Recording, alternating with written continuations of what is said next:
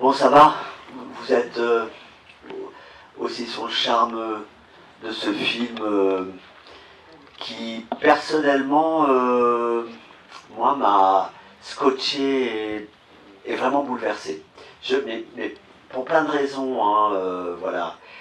Bon, on connaît malheureusement, voilà l'histoire de Sophie Filière qui nous a quittés l'année dernière. Et donc, après, qu'est-ce qui se passe, Agathe? Parle-nous un peu de savoir comment ça s'est passé, cette transmission par rapport à l'œuvre, par rapport au film. En fait, oui, notre mère était malade et elle a été hospitalisée juste après le tournage du film. Et elle est décédée 3 semaines après le tournage du film. Et dans cet intervalle, quand on a su en même temps qu'elle ne pourrait pas terminer le film, elle nous a demandé très spontanément à Adam et à moi d'achever le film, c'est-à-dire de superviser le montage, le montage son, le mixage, l'étalonnage du film, avec bien sûr tous les collaborateurs et collaboratrices qu'elle avait choisis et qui étaient prévus pour ce travail. Donc en premier lieu, François Quicré, le monteur du film, qui a été très très important, et puis tous les autres collaborateurs aussi de la post-production. Et donc c'est ce qu'on, évidemment on a accepté cette mission et on s'est retrouvés un mois après sa mort en salle de montage avec François Quicré. Un mois après, oui. Avec les rushs de ce film qu'on n'avait pas tourné, mais dont on connaissait très très bien le scénario. Et puis de toute façon, on connaissait aussi très bien le travail de notre mère, tous ses films. On était très très proches d'elle tous les deux. Et d'ailleurs, c'est aussi pour ça qu'elle nous a confié ce film. Elle a dit à sa productrice qu'elle nous confiait le film parce qu'on avait le même nord qu'elle, comme le nord sur une boussole. Donc voilà. Et techniquement, il y avait Sophie, elle vous a laissé des notes. Oui, on a pu discuter avec elle du montage, de certaines intentions. À l'hôpital, on en a discuté, on a regardé des rushs du film et on a pris des notes qui étaient des notes pas du tout autoritaires, plutôt assez évasives, enfin pas évasives, mais en nous laissant libre de faire nos choix. Mais voilà, puis il y avait certaines choses quand même assez précises, notamment sur le changement, sur les parties, les chapitres. Elle nous avait demandé que ce soit le plus dru possible.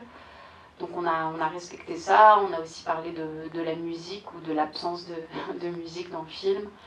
Et puis d'autres choses qu'on a elle a eu le monteur aussi, François Quicré, au téléphone pendant longtemps.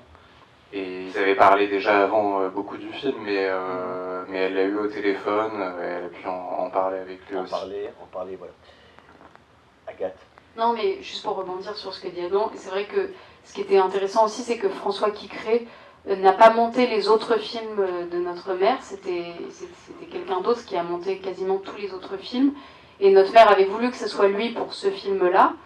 Bien sûr, elle n'avait pas prévu qu'elle ne pourrait pas terminer le film, mais d'abord François est un monteur génial et une personne géniale, mais c'était bien aussi que ce soit quelqu'un qui n'avait pas monté les films précédents, parce que finalement, il n'avait pas une sorte de préscience, il n'avait jamais passé du temps en salle de montage avec notre mère, et donc on était en quelque sorte un peu au même niveau tous les trois pour monter le film, et il nous a complètement épaulés ouais.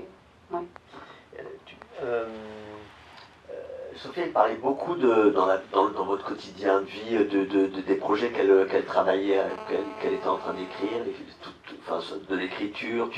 Vous lisiez des choses, par exemple sur ce film-là, quand elle avait fait le scénario, vous l'aviez lu, Ouais, elle nous l'avait fait lire. Déjà, elle commençait toujours par le titre. Avant d'écrire le scénario, elle avait l'idée du titre qui lui donnait un peu la direction ensuite du film. Et donc, dès qu'elle a eu l'idée du titre, et dès qu'elle avait son idée de titre, même pour les autres films, elle nous le disait tout de suite parce qu'elle avait super elle avait vachement envie de partager aussi elle avait un enthousiasme pour son métier, enfin pour son art, qu'elle avait envie de communiquer et de communiquer à nous. Et effectivement, elle nous avait fait lire le scénario, elle nous en avait parlé au fur et à mesure de l'écriture. Parce que c'est vrai que quand on voit, c'est vrai on programme ces films, on a programmé pratiquement tous ces films, hein, ailleurs, ici ou ailleurs. Et c'est vrai que moi j'ai eu l'occasion de la recevoir une fois. C'est une artiste incroyable parce qu'elle a. C'est à la fois un sens du rythme, parce que quand même au cinéma, il faut vraiment avoir ce sens de l'écriture. Dans Ma vie, ma gueule, il y a un sens, c'est d'une précision sur l'écriture, sur les dialogues, et dans tous ces films, le dernier qu'on ait passé, c'était, tu jouais dedans, c'était avec le film avec Sandrine Kiberlin, La Belle et la Belle. La Belle et la Belle, d'ailleurs, et toujours c'est très rare dans le cinéma français d'aller vers c'est la comédie, mais de la comédie un peu, on va dire comédie dépressive, je ne sais pas si on peut dire ça comme ça, mais un talent fou pour le faire. C'était quelque chose elle aimait quoi comme genre de cinéma d'ailleurs. Tu peux en parler, Adam ou Agathe Comme genre de cinéma, elle aimait tout, mais après c'est particulier parce que je pense pas que c'était quelqu'un qui était du genre à être influencé directement par un cinéaste ou des films. Après, elle était très réceptive en général dans la vie même aussi, à l'absurdité aussi du quotidien qu'elle retranscrit dans ses films, etc. Mais elle aimait bien sûr des comédies, elle aimait beaucoup aussi des comédies des années 30, 40, 50 hollywoodiennes. J'avais cru comprendre. Ouais, c'était quelque chose qui l'inspirait beaucoup, mais... En tout cas, ce qui est frappant, c'est que vraiment, elle aimait... ses choix étaient très, très éclectiques. D'abord, elle était très, très cinéphile, elle allait tout le temps au cinéma, et elle voyait aussi bien des blockbusters américains que des films français intimistes, indépendants. Elle allait dans des festivals de cinéma où on repassait des classiques, notamment La Rochelle. Donc elle voyait quand même beaucoup de films. Et elle voyait aussi par exemple des séries, elle regardait énormément de séries sur Netflix, des choses pas forcément indépendantes. Oui.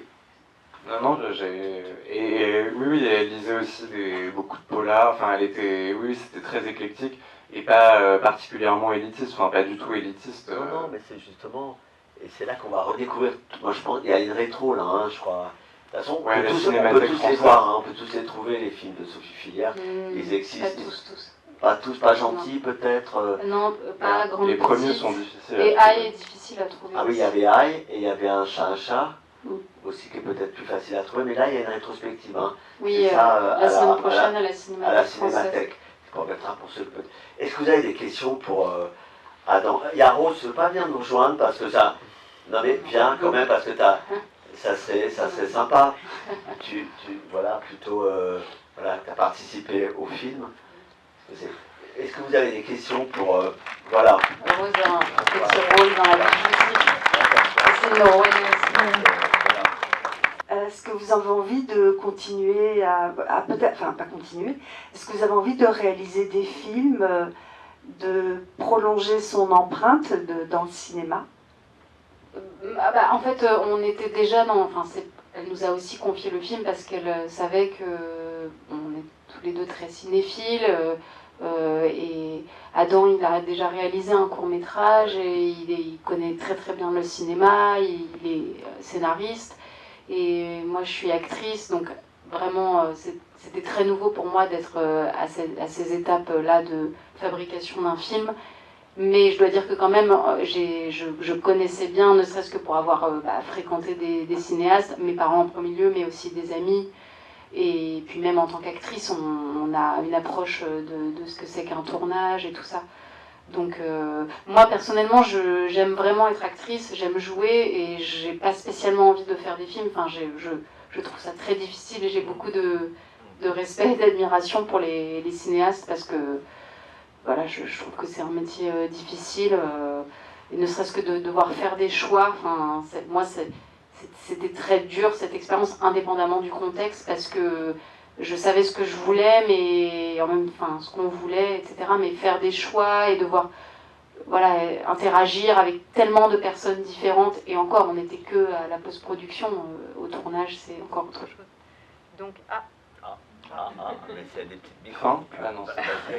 Mais non, c'est bon. Mais voilà, Adam, tu veux parler pour toi? Non, bah oui, moi c'est vrai que j'avais déjà fait un court-métrage. Après, c'est vrai que c'est pas du tout la même chose parce que voilà, c'est pas le même temps déjà. Et puis là, la mission était quand même très particulière. Mais oui, moi j'ai toujours envie de faire des films.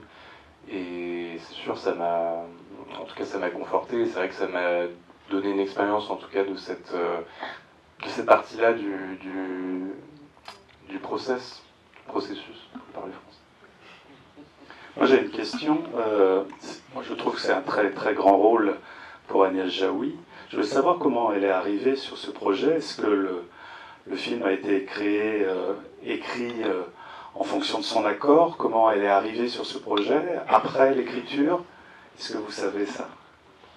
Oui, en fait, très souvent notre mère écrivait en pensant à une actrice pour ses autres films, et pour ce film-là, elle a écrit en pensant à personne en particulier.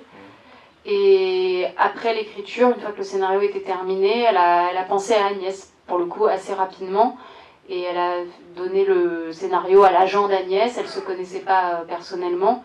Et voilà, quand Agnès a reçu le scénario, d'abord elle a été interpellée par le titre qu'elle a trouvé génial.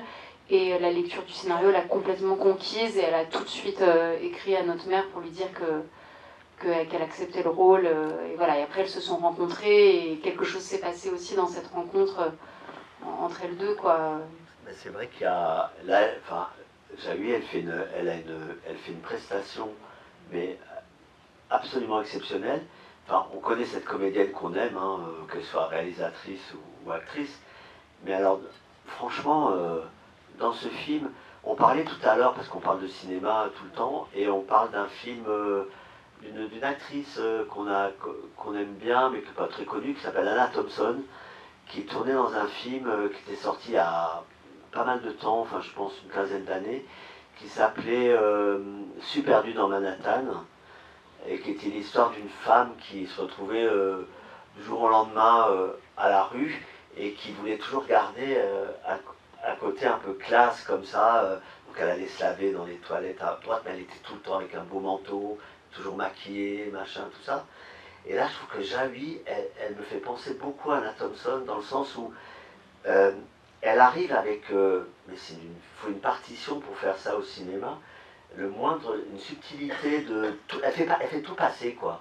À vrai dire, le moindre truc qui pourrait paraître ridicule, elle se regarde dans la glace, et tout de suite c'est drôle, quoi. Elle dit Barbie, elle se regarde, elle machin, enfin, ou des trucs, ou à l'hôpital, les scènes d'hôpital, enfin, je les trouve vraiment incroyables.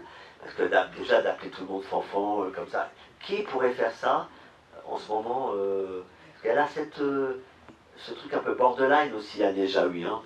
T'es d'accord? En tout cas, elle a souvent joué des personnages un peu borderline, et c'est que ça doit lui parler oui, je pense, hein. Quelque part. Mais oui, elle est vraiment géniale dans le film. Je pense qu'elles se sont entendues, elles se sont comprises, et Agnès a pris le rôle très à cœur, et elle l'a joué avec énormément de franchise et de nudité aussi. Enfin, elle s'est vraiment mise à nu pour ce rôle, et notre mère voulait qu'elle soit aussi très différente dans ce film des films dans lesquels on a l'habitude de la voir, donc très peu maquillée pour le coup, très naturelle, avec des vêtements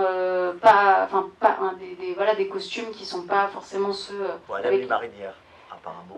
Notre mère portait des marinières et aimait beaucoup les marinières, et donc effectivement elle a voulu que Agnès porte des marinières, d'ailleurs ses marinières à elle. C'est un film drôle, mais vraiment drôle, quoi. Alors moi je sais pas, parce que il y a vraiment, pour arriver à ça, et ça c'est vraiment les films de Sophie Fillière. Les films de Sophie Fillière, c'est des personnages qui sont tout le temps en dehors de tout, mais qui sont ils sont à côté, ils sont dedans, mais à côté. Je sais pas, mais il y a quelque chose tout le temps comme ça. Entre les deux, quoi. Entre les deux. Et c'est vrai qu'il faut les revoir, ces films, hein. On parlait de Hyde tout à l'heure. Alors tout d'abord, merci pour ce film et cette... merci à vous, merci à votre mère pour avoir fait un film incroyable sur l'état un peu dépressif, borderline des personnes de 60 ans. On est nombreux à être concernés dans cette salle.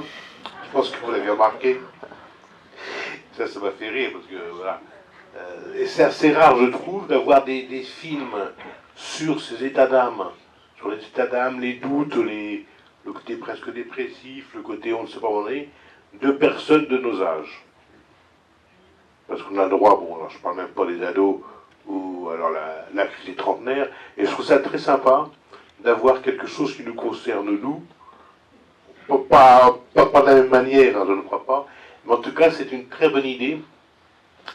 Agnès Jaoui, évidemment, le transcende formidablement. Je crois que c'est la première fois que je vois un film de votre maman, donc je n'ai pas de comparaison à faire, parce que je suis assez inculte. Mais en tout cas, ça fait un vrai...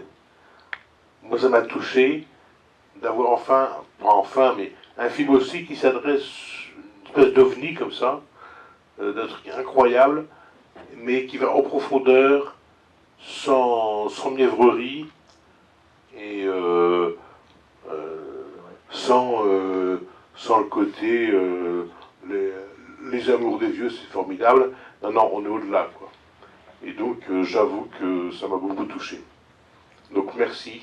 Merci à vous. Merci beaucoup à vous. Ça nous touche aussi. Oui, merci beaucoup. Moi aussi, c'est la première fois que je voyais un film de votre mère et j'étais très touché. Je trouvais aussi que c'était très juste et je me demandais comment c'était peut-être de travailler avec elle, avec cette équipe. Peut-être une question du coup pour Rose, comment c'était de travailler avec cette équipe, de jouer dans ce film. Eh bien, merci Robin pour la question. Je n'étais pas du tout préparée. T'es un rond, hein, tu ne peux pas échapper. Moi, c'était mon premier tournage, donc vraiment avec du texte. C'est mon première expérience vraiment professionnelle. Et Sophie, je la connaissais déjà avant. Et sur le plateau, il y avait une bienveillance qui était totale et une confiance aussi totale. Il n'y avait pas de... C'était très clair. C'était à l'image du film aussi un peu, c'était c'était simple et direct, ouais. Voilà. Nous, on a vu tous les rushs et Rose était tout le temps parfaite. Ouais, ça c'est vrai. On la voit pas longtemps, mais on la voit bien. Ah, Hervé, il y a une dame, il y a une question. Il y a une dame. Et comment s'est fait la rencontre avec Philippe Catherine? Bonne question. En fait, notre mère, à la base, elle avait, dans sa première version du scénario, elle avait pensé à ce que ce soit Bill Murray qui joue son propre rôle. Donc, Bill Murray, l'acteur américain, mais il était en Amérique, donc il n'était pas disponible. Et finalement, elle a réfléchi comme ça à quelqu'un qui pourrait avoir un peu cette même présence, c'est-à-dire une présence à la fois douce et en même temps avec une forme de mélancolie, je pense aussi, qui peut y avoir, et de poésie, qu'il y a, je pense, chez Catherine. Et donc quelqu'un qui joue son propre rôle aussi. Oui, il fallait que ça soit quelqu'un de connu qui puisse jouer son propre rôle. Et voilà, et finalement, elle a proposé à Philippe Catherine en lui disant que Bill Murray n'était pas disponible. Et Catherine a répondu si Bill n'est pas disponible, alors avec plaisir. Elle aimait Wes Anderson, Sophie? Ouais, elle aimait Wes Anderson. Et le film de Sofia Coppola avec Bill Murray, elle aimait beaucoup aussi. Lost in Translation. Lost in Translation. Lost in Translation. Broken Flowers aussi. La vie aquatique. La vie aquatique, ça se rapproche pas mal. Juste pour rebondir sur Catherine, un truc intéressant que Philippe Catherine a amené et qui n'était pas prévu, c'est le ukulélé. Ah oui. Parce qu'en fait, le ukulélé n'était pas au scénario, c'est une des seules choses quasiment qui n'était pas écrite, parce que à peu près tout ce qui est tourné était très très fidèle au scénario. Et il se trouve que Agnès Jaoui transportait un ukulélé dans ses bagages en Écosse, parce que c'est Agnès qui joue du ukulélé, d'ailleurs elle sort un album. Et Philippe Catherine a vu le ukulélé, il a commencé à jouer quelques notes dessus, il n'en avait jamais joué ou quasiment pas. Et notre mère a vu ça et a dit « Ah, mais c'est super, on va l'utiliser ». Et du coup, la fin du film, elle s'est faite finalement quasiment au tournage, quoi, avec le ukulélé, ainsi que les notes qu'il a improvisées. Hein, il a composé de manière improvisée sur le plateau. Et je pense que les paroles de la chanson, c'est pareil, ils ont trouvé ça sur le plateau, quoi. Tout est archi écrit, en général dans les films de Sophie, où il y a une part, il y a très peu d'improvisation, j'ai l'impression. Il n'y en a pas. Non, il n'y en a pas, c'est ça. Non, il y en a Il y a quasiment vraiment pas. En fait, c'est très... en improvisation. Tout est très écrit et c'est très, je crois que par ailleurs c'est très dur d'improviser par rapport au texte parce qu'il y a comme une logique dans les dialogues, dans l'écriture qui est très difficile à... Enfin, je dirais l'improvisation, ça sonne toujours improvisé, quoi, alors que... Et là, il y a quelque chose qui peut pas... qui souffre pas une intervention extérieure, quoi. Il faut que ça soit... vraiment millimétré Voilà. dans les plans, quelque part. Bah oui, et aussi, genre, tout simplement, notre mère était très attachée à ses propres dialogues, à son écriture, et d'ailleurs, elle écrivait assez lentement ses scénarios, parce qu'elle n'avançait que quand elle était satisfaite de sa virgule placée, de son point-virgule, de son mot, et elle pouvait passer une journée, 2 journées, 3 journées sur une phrase. Et elle demandait aux comédiens et aux comédiennes de respecter l'écriture. Et d'ailleurs, Agnès raconte que par exemple, à un moment, elle devait dire t'as toujours tes cigarettes de connasse, et Agnès voulait dire un autre mot que connasse. Et notre mère a dit bah non, il faut que tu dises connasse. C'est trop drôle, Et ça. Agnès l'a dit, très bien d'ailleurs. Donc Agnès avait tort. Non, mais bon, c'était un choix de mise en scène, quoi. D'ailleurs, on parle d'Agnès, mais toutes les actrices et les acteurs dans ce film, comme en général dans les films de Sophie Filière, il y a un casting, mais toujours incroyable. Hein. On peut dire même, oui, figurant, figurante, les infirmières à l'hôpital, je ne sais pas si ce sont des comédiennes, ouais, oui, certainement des toutes comédiennes, ce sont des comédiennes, mais tout le monde est vraiment, c'est à la virgule près, quoi. Et elle accorde énorme importance à tout, quoi. Vraiment, j'imagine une observation. La précision. La quoi, précision, la précision. C'est une obsession du détail. Obsessionnel, c'est le cinéma de la précision. Oui, pour moi, en fait, on parle beaucoup d'écriture, mais je trouve que c'est l'écriture du silence. Je trouve ça extraordinaire, la façon dont tout est ponctué de grands silences, de grandes réflexions. Et comment Sophie Filière a su insuffler chez Agnès Jaoui la capacité à nous faire comprendre que, au-delà des mots qu'elle prononce, elle pense. Et ça, je trouve que c'est extraordinaire. Oui, c'est en vrai. tout cas, c'est un film magnifique et merci beaucoup. Merci. Merci beaucoup. C'est vrai, c'est en grande partie Agnès et je pense dans les directions d'acteurs, mais c'est aussi, en fait, la ponctuation aussi dans le scénario est précise, très précise, et je pense que ça joue aussi sur les temps les temps dans le film et dans le dialogue. Les points, les virgules, les points de suspension sont toujours pensés et jamais au hasard, quoi. Il y a une musicalité qui importe d'être respectée. Et non, mais c'est vraiment intéressant ce que vous dites, et je pense que effectivement dans le cinéma de notre mère, le silence est aussi important que la parole, et d'ailleurs dans la vie, c'était aussi le cas. Enfin, c'était quelqu'un qui pouvait beaucoup parler et aussi ne pas parler, et ne pas parler à des moments incongrus. Enfin, par exemple au téléphone, je sais que parfois il y avait des suspensions de 1000 ans. Et je me disais, mais qui fait ça, ou dans la vie d'ailleurs. Ouais. Et donc, c'est vraiment sa personnalité. Tout à fait elle. Ouais. C'est votre mère qui a écrit les poèmes? Oui. Ouais. Elle écrivait des poèmes. Là, ces 5 dernières années, elle s'est mise à écrire des poèmes, et donc tous les poèmes du film sont les siens.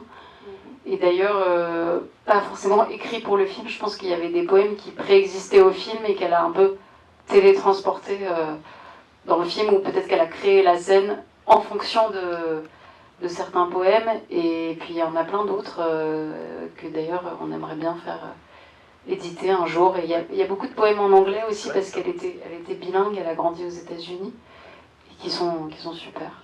Non, ce qui serait chouette, mais enfin, c'est des problèmes de droit, et c'est toujours compliqué à faire, mais j'espère qu'un jour il y aura allez, on peut rêver, un coffret, quelque chose avec justement les films qu'on a du mal, parce que c'est vrai que le cinéma c'est un vrai problème ça. Hein. Ça c'est un problème de droit tout le temps, les films qui ont 20 ans. Même nous, quand on est programmateur, exploitant, qu'on a envie de montrer des films, on peut pas parce que les films ne sont pas numérisés, ou il y a des copies 35 ou machin et tout ça.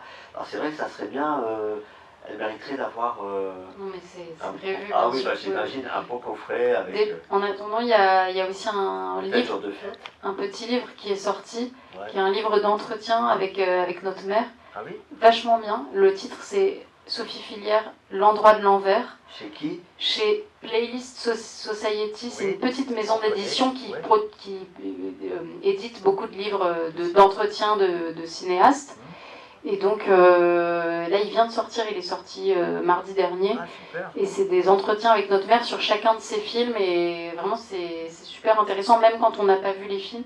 On va essayer C'est de intéressant. procurer ça. Oui, parce que ça mériterait vraiment, je suis sûr qu'il y aurait, que ça va courir comme ça. Il y a plein de jeunes cinéastes ou de cinéphiles, de vieux jeunes cinéphiles, de tout ce qu'on veut, qui vont peut-être à un moment donné vouloir s'emparer de ça, parce que c'est quand même, on verra, je suis sûr, dans quelques années, à quel point cette cinéaste, elle a marqué l'empreinte d'un cinéma français qui était qui est quand même assez formaté, hein, d'un point de vue du montage, d'un point de vue de l'écriture et tout ça. Et là, elle arrive quand même, elle, avec son l'air de ne pas être touchée avec ses combien de films, hein, 7 films, longs métrages. 7 longs métrages, plus les courts métrages. Tu parlais de courts métrages tout à l'heure, bon, enfin, je ne les connais pas moi, hein, mais ça serait intéressant justement dans ce fameux coffret de les découvrir.